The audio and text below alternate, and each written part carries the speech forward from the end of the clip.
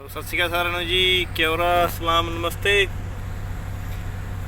ਲਾ ਲਓ ਸੋ ਜਿਵੇਂ ਕਿ ਐਗਜ਼ਾਮਪਲ ਸੀ ਸਮ ਟਾਈਮ ਦਿੱਤੀ ਜਾਂਦੀ ਆ ਸਾਈਡ ਤੇ ਪ੍ਰੀ ਪਲੈਨਿੰਗ ਜ਼ਰੂਰੀ ਆ। ਤੋ ਮੇਰੀ ਜਿਵੇਂ ਕਿ ਨੈਕਸਟ ਸਾਹਮਣੇ ਡੋਰ ਬੰਦ ਆ,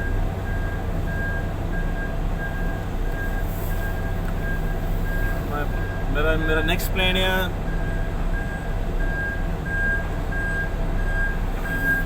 रिवर्स आउट ਤੁਹਾਡੇ ਕੋਲ ਸਮ ਟਾਈਮ ਜਗ੍ਹਾ ਘੱਟ ਆ, ਟਾਈਮ ਤੁਹਾਡੇ ਕੋਲ ਘੱਟ ਆ, ਪਲੈਨਿੰਗ ਬਹੁਤ ਜ਼ਰੂਰੀ ਹੈ ਜੀ। ਸੋ ਮੈਂ ਡਿਸਾਈਡ ਕੀਤਾ ਮੈਂ ਰਿਵਰਸ ਲੈ ਕੇ ਜਾਊਂਗਾ ਇਹਨੂੰ।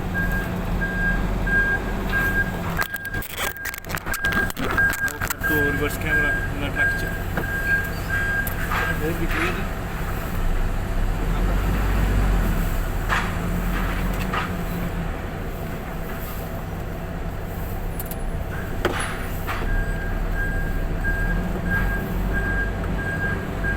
Practice makes man perfect.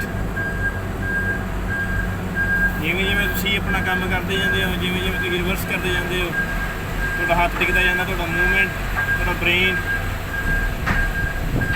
ਹੱਥ ਦੇ ਨਾਲ ਫੰਕਸ਼ਨ ਉਸ ਹਿਸਾਬ ਨਾਲ ਕਰਨਾ ਸ਼ੁਰੂ ਕਰ ਦਿੰਦਾ ਹੈ ਜੀ।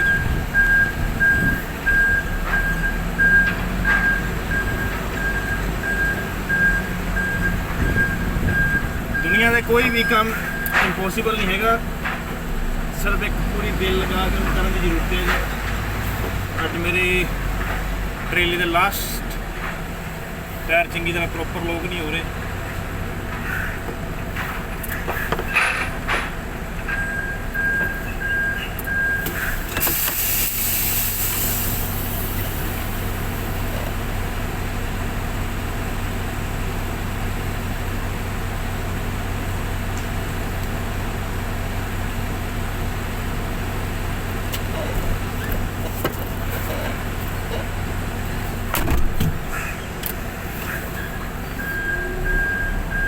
ਇਹ ਵੀ ਇੱਕ ਇਸ਼ੂ ਹੈ ਜਦੋਂ ਤੁਹਾਡੇ ਟਰੇਲੇ ਦੇ ਲਾਸਟ ਟਾਇਰ ਜਦੋਂ ਲੋਕ ਨਹੀਂ ਹੁੰਦੇ ਪ੍ਰੋਪਰ, ਰਿਵਰਸ ਦੇ ਟਾਈਮ 'ਚ ਉਹ ਬਹੁਤ ਪ੍ਰੋਬਲਮ ਕਰਦੇ ਆ।